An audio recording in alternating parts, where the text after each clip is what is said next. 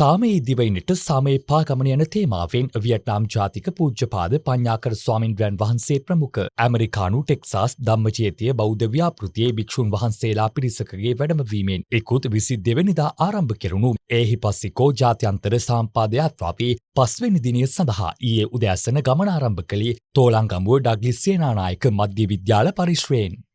එලෙස ගමන ආරම්භ කළ සම්පාද යාත්‍රාව තෝලංගමුව පසු කරමින් අබේපුස්ත වරකාපොළ දංගෝවිට රදාවඩුන සහ නිට්ටබෝ යන නගර ඔස්සේ යක්කල අබේසේකරාරාම විහාරස්ථානයේ වෙත ඊයේ පස්වරුවේ ළඟා වුණා.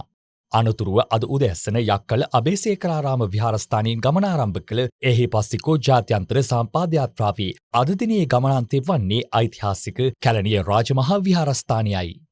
ඒහිපස්සිකෝ ජාත්‍යන්තර සාමපාගමන අද පෙරවරු 6ට පවන යක්කල අබේසේකරාරාම විහාරස්ථ පරිශ්‍රයෙන් 6 වන දිනටත් ගමන් ආරම්භ කරේ ඓතිහාසික කැලණිය රාජමහා විහාරස්ථානයේ වෙත වැඩම කිරීමේ අරමුණ ඇතිව වියට්නාම් ජාතික පූජ්‍යපාද පඤ්ඤාකර ස්වාමීන් වහන්සේ පෙරටු කරගෙන විදේශීය මහා සංඝරත්නයේ වැඩමවීමෙන් සිදු කෙරෙන මේ ඒහිපස්සිකෝ ජාත්‍යන්තර සාමපාගමන මේ වන විට කිරිල්ලවල ප්‍රදේශයටයි මේ ළඟා වී තිබෙන්නේ. විශේෂයෙන්ම සිහිපත් කර යුතුයි මේ මහා සංඝරත්නය උදෙසා දහවල සංඝගත දක්ෂිණ මහර ජනාධිපති විද්‍යාලයේදී සිදු කිරීමටත් කටයුතු සංවිධානය කර තිබෙනවා.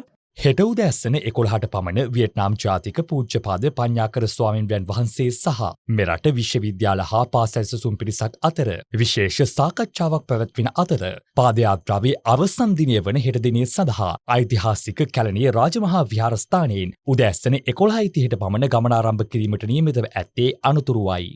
ඓතිහාසික කැලණිය රාජමහා විහාරස්ථානයේ සිට කොළඹ නිදහස් චතුරාශ්‍රය දක්වා ගමන් කරන පාදයාත්‍රාව පස්වරු 4ට පමණ ජනාධිපති අනුර කුමාර දිසානායක මහතාගේ ප්‍රධානත්වයෙන් සමාප්ති උත්සවයක් පවත්වා නිමාවට පත් කිරීමටයි සැලසුම් කර ඇත්තේ. එන්න බලන්න මේ සැනසුම නිවුණු සිත්වල සදාතනික ලෝකය එන්න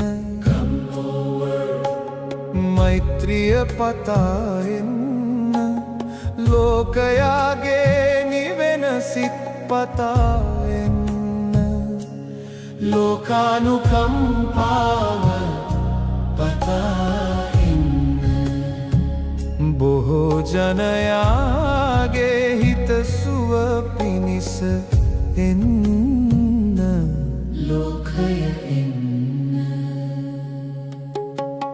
කාරුණ්‍යම් පටිච්ච අනුද්දයම් පටිච්ච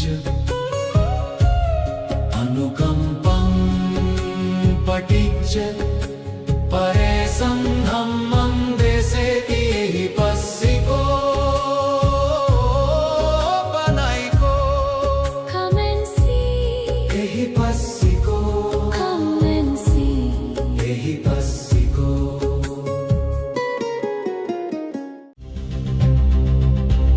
Thank you for watching Sri Lanka's first and only Buddhist news bulletin. Stay connected and stay informed with Susambesha News. Join us on the Susambesha News YouTube channel and Facebook page. Sri Lanka's first and only Buddhist news bulletin, Susambesha News.